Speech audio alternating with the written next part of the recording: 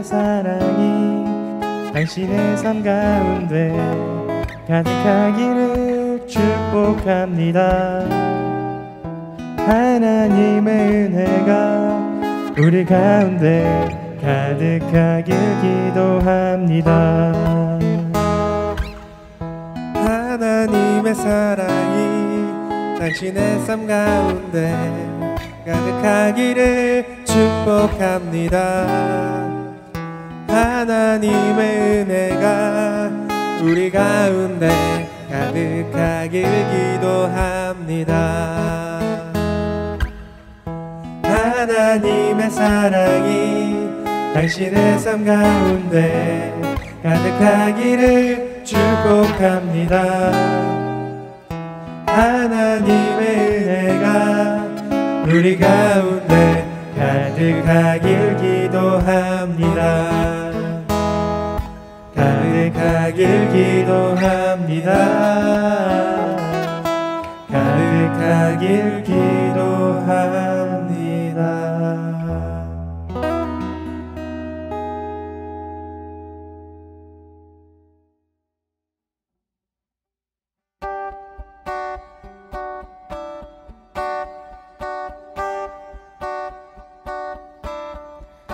사랑 넘치게 주시는 사랑 날 자녀 삼아 주신 그 사랑 귀하다 하셨네.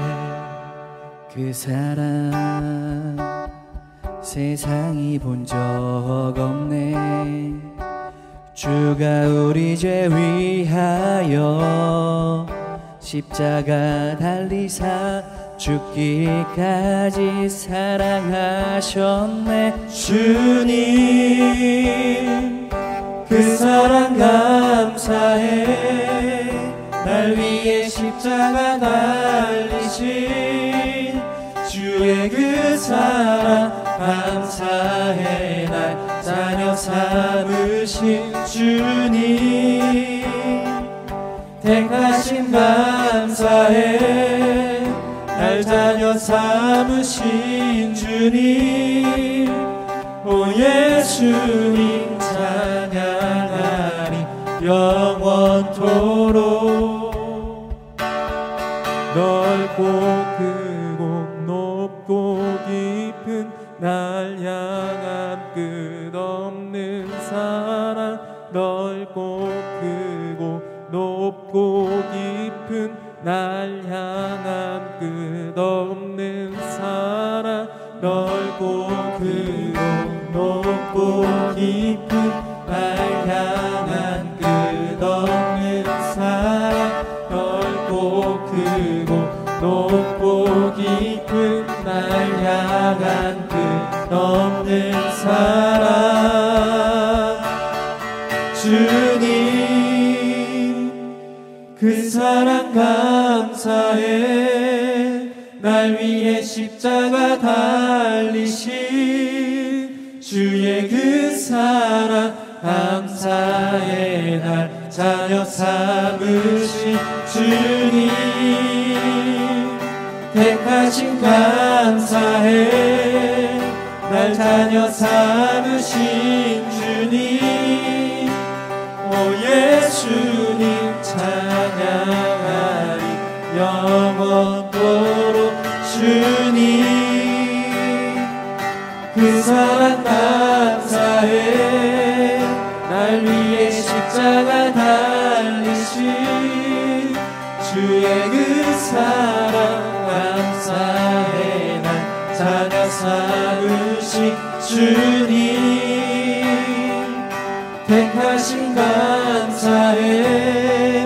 날 자녀 삼으신 주님 오 예수님 찬양하리 영원토록. 그 사랑 감사해. 그 사랑 감사해. 그 사랑 감사해.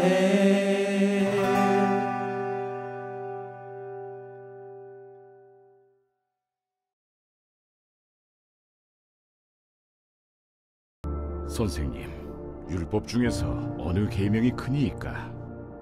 내 마음을 다하고 목숨을 다하고 뜻을 다하여 주 너희 하나님을 사랑하라 하셨으니 이것이 크고 첫째 되는 계명이요 둘째도 그와 같으니 내 이웃을 내 자신같이 사랑하라 하셨으니 이 두 계명이 온 율법과 선지자의 강령이니라. 할렐루야. 우리 공주 꿈의 교회 학생처 친구들 한 주 동안 잘 지내셨나요? 벌써 12월이 되었습니다. 이제 올 한 해도 거의 다 마무리 되어가고 있어요. 여러분 1년 동안 코로나 때문에 학교 생활하는 것도 그리고 신앙생활하는 것도 쉽지만은 않았을 텐데 그래도 너무너무 수고 많으셨습니다. 여러분들 혹시 연예인 좋아하시나요? 특히 가수들 많이 좋아하죠. 저도 여러분들과 같은 청소년 시절에 좋아했던 걸그룹이 있습니다. 지금은 나이가 들어서 아줌마들이 다 되었는데요. 그때는 엄청 좋아했던 기억이 납니다. 물론 연예인들이라서 다 이쁜 아줌마들이 되었습니다. 그런데 요즘 인기 있는 가수들을 보면 참 많은 것 같아요. BTS, 세븐틴, 엑소, 블랙핑크, 레드벨벳 등 너무나 유명하고 정말 화려한 가수들이 많이 있는 것 같습니다.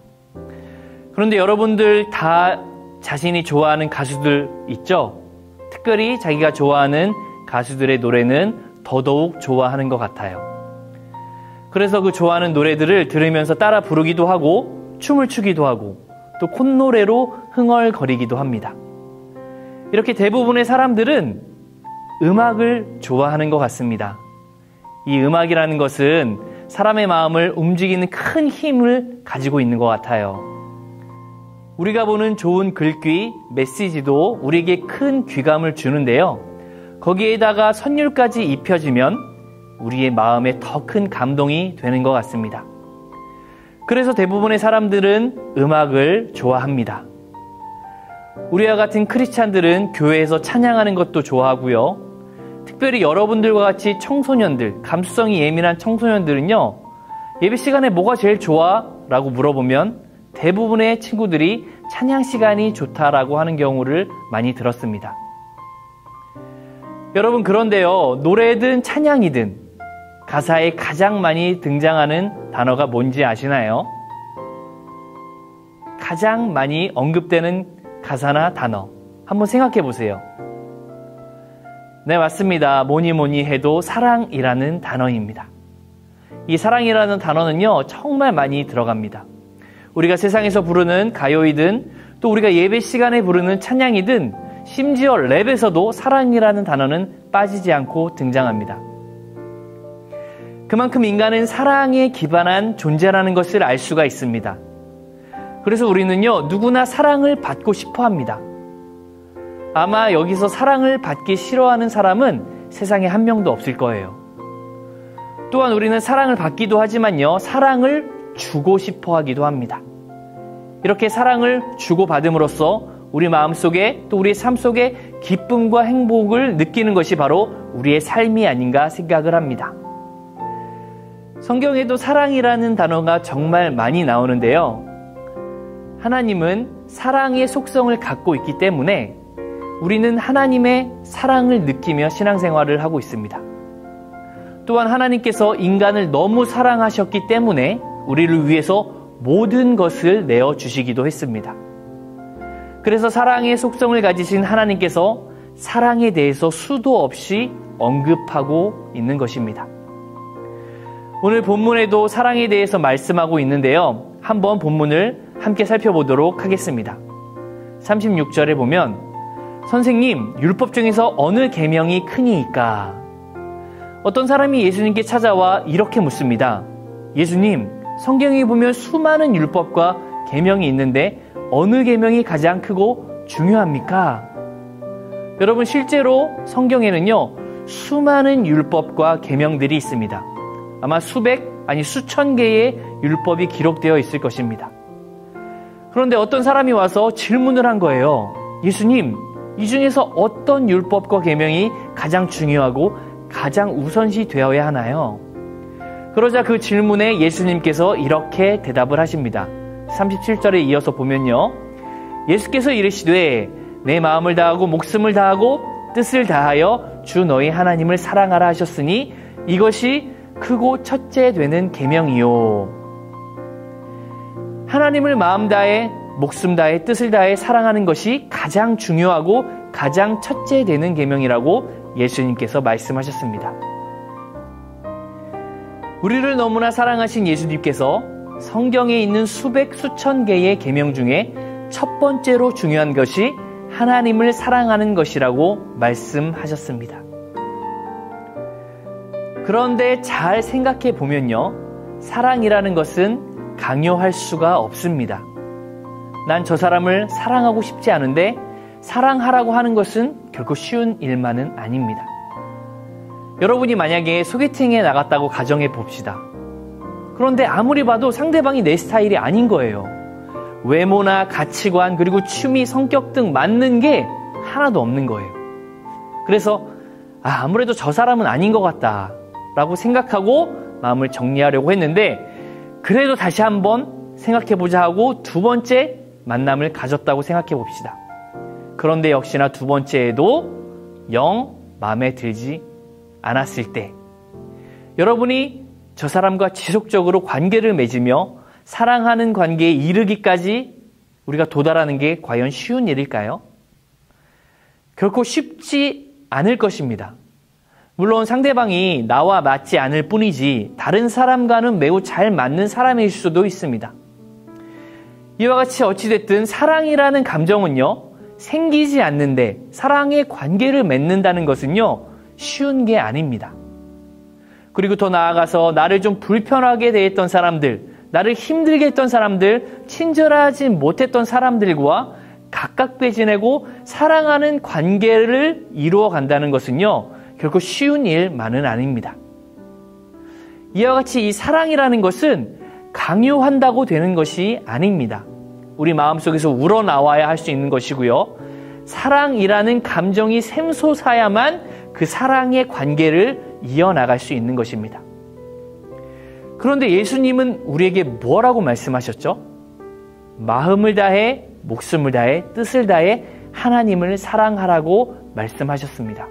그리고 이게 가장 첫 번째 되는 계명이고 가장 중요하다고 말씀을 하셨습니다.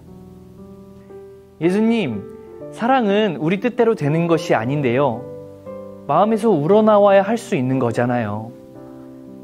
내가 마음에 들고 좋아해야 할 만해야 사랑할 수 있는 것인데 강요한다고 되는 것이 아니잖아요.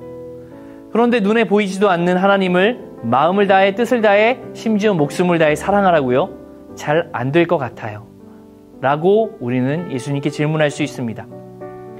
그런데 하나님은요, 우리에게 명령을 하셨습니다. 너희는 나를 사랑해야 해. 나를 사랑해야만 된다. 그것이 성경에 기록되어 있는 수많은 계명과 율법 중에 가장 중요하고 첫 번째 되는 계명이란다. 여러분, 이게 과연 가능할까요? 합당할까요? 우리가 정말 할 수 있을까요? 그런데요, 여기에 놀라운 비밀이 있습니다. 예수님이 강조하시고 더 나아가서 강요하신 하나님에 대한 사랑, 하나님의 사랑해야만 하는 이유를 말씀드리겠습니다. 우리 인간은 살면서 원하는 바람들이 있습니다. 인간이라면 누구나 추구해야 할 목표, 목적이라고 해야 할까요? 그것은 바로 행복입니다. 우리는 행복을 위해 살아가는 존재입니다. 그래서 더 나은 행복을 위해 노력도 하고 삶을 치열하게 살아가기도 합니다. 또 노력의 결과로 돈과 명예를 얻기도 합니다.